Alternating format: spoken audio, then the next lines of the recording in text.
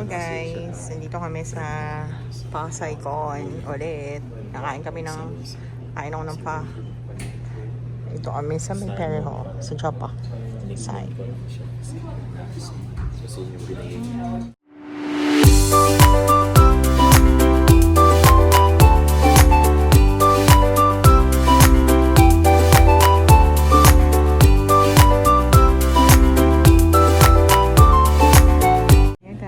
Ito daw yung coffee jelly ng Thai. Hindi ko nga alam kung Thai ba to, Korean. May mga sila halo-halo. Korean food, meron ding Vietnamese. Pero ang pangalan nito ay Hanoi Saigon. Saigon. Kaya Yes guys, be safe sa mga nasa UAE dyan, sa Middle East kasi binobomba ang Iran, tapos gumaganda yung Iran sa sa Qatar, sa Bahrain at sa sa UAE and another Abu Dhabi saka sa may Dubai. So be safe guys. And yun lang. Go lang. Pray lang, tsaka para kung bawal kayong lumabas masyado, mag-ingat kayo, manood na lang kayo ng YouTube namin, mag-marathon kayo. So, sige guys, punta kami ng Asian store later, pakita namin yung mga prices dun. And see you!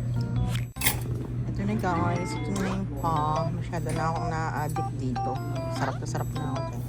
Ito order ni Dad, pork chop, may clove sirapa, Korean something.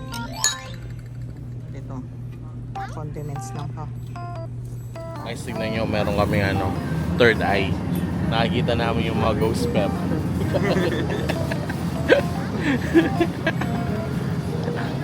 Guys, nasa Asian store kami ngayon. Great Wall Supermarket.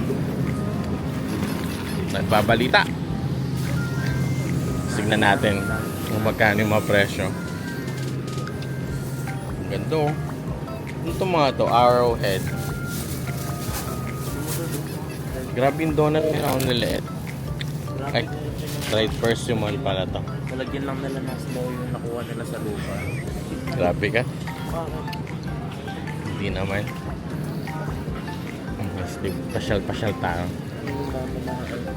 Shine Mutkat. Sundin natin tong na to. Listahan natin kung totohan. Let's stick to that. Tama natin itong mga guys. Kuha tayo nito. Kuha mo ako nito, han. Nito. Ang lamig. Okay nga dyan. Ito guys. Wow. Guys. Han, kuha ka na nito. Nalulungkot ako sa kinakantay. Nakakalungkot kang kanta guys. Kasi hindi ko maintindihan. Kaya nakakalungkot. Yung price ng long hot pepper. Oh. $5.99. Ang haba. Pings yata.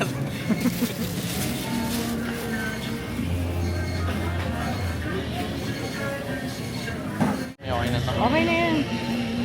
Bilangin ko muna. Ito yung price. 亲爱 $4.99.的顾客朋友们，欢迎光临大中华超市巴尔的摩分店。 Ay, purple yam. Kung gusto nyo mag-ube, halaya. 3.98 Ito ang price. 点橘子1.98美镑，越南榴莲2.98美镑。欢迎前往选购。 And ginger. 华超市 Kuha 巴 tayo 尔 ng 的 luya 摩 guys. 分店，祝您度过一个温馨又美好的一天。 Ginger. Dear valued customers, welcome to Great Wall Supermarket. Ayun yung Check translation. out this week as great Ayun ang deals. ginger. Honey chestnut 3.98 per pound. Fresh Vietnamese durian. $2 price $14. Guys. Now $9.98. Goodwill olive oil $6.98. On brand Korean rice cake sliced clear tab. Regular price $3.99. Now 2 bags for $4. Ito, yan natin. Ano? Gata. What? At yung Seryoso ka? Yun yung opposite ng leech. Imbes na nainipsip, nagbibigay sila ng dugo. Loach na. Hindi natin kayang lutuin yan, ha? Ang isa. Sirain lang natin. Ay, crabs dito to, guys. Makaway siya.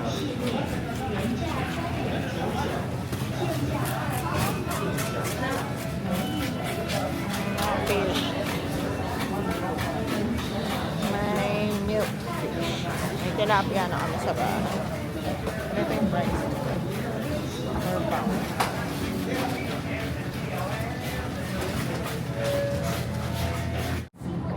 Tingnan mo yung ano pang, di ba yung ano, pang exercise yan?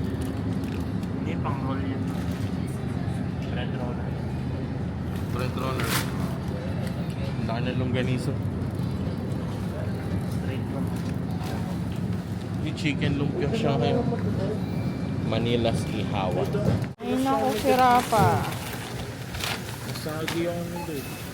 Eh, gawa tayo ng ano, palitaw. Palitaw na.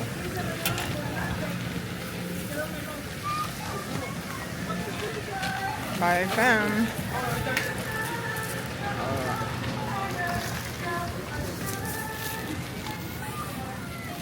Bye, guys. Yun, dito na namin tatapusin yung vlog guys. Nasa bahay na kami. Mag-unload na ng mga pinamili and hindi kami sumobra. Ay, sumobra kami ng konti $5. sa budget, $5.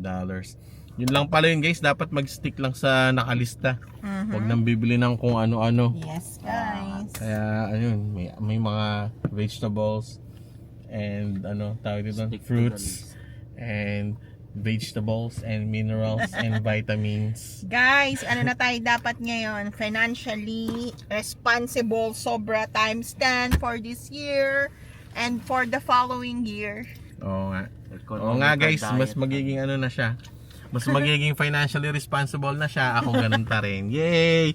Again, this is Tim Perez Vlog. See you sa next video. God Don't bless. forget to like and subscribe and continue following us po. Bye! Bye. Guys, good afternoon. Welcome sa Team Paris Vlog. Ngayon ay day off ko. Day 2 of my day off. Tapos, at the moment, nagluluto tayo at gagawa tayo ng pandesal at Spanish bread. At later, gagawa din ako ng arroz caldo. Papakita ko sa inyo later kung paano ko yun siya ginagawa. Pero usually, nanonood lang naman talaga ako sa mga reels. So, wala naman talaga tayong idea for how to cook that. Pero yung arroz caldo, yun, kabisado ko talaga. Matagal ko nang pinaplanong magluto ng ng pandesal or mag-bake ng pandesal sa Spanish bread. Kaso nga, dahil sa kaka-overtime ng nurse nyo, nawawala na tayo ng panahon sa pag-bake. Dati ginagawa ko talaga siya last year, siguro couple of times na rin. At yun nga, chichika lang ako sa inyo guys. Medyo nahihirapan ako sa kasi bago ako full-time na ako sa aking hospital na pinagwo-workan ko under agency contract. At parang back to zero again. Yung mga insurances, yung mga retirement savings, yung mga ganon. At dahil nga sa MedPro kasi sa dati kong agency, during orientation namin sa Florida, inayos na nila yung lahat. So ako parang, clueless na naman ako sa mga nangyayari sa employment ko na to. Pero I'm still so happy kasi mas maganda yung insurance ng benefit ng meron kami ngayon sa facility ko, sa hospital na pinag-workan ko. At kung ang katumbas ng binabayad ko dati per paycheck doon sa agency ko is mas malaki yung nakakaltas ng agency ko dati sa current ko ngayon sa hospital na to.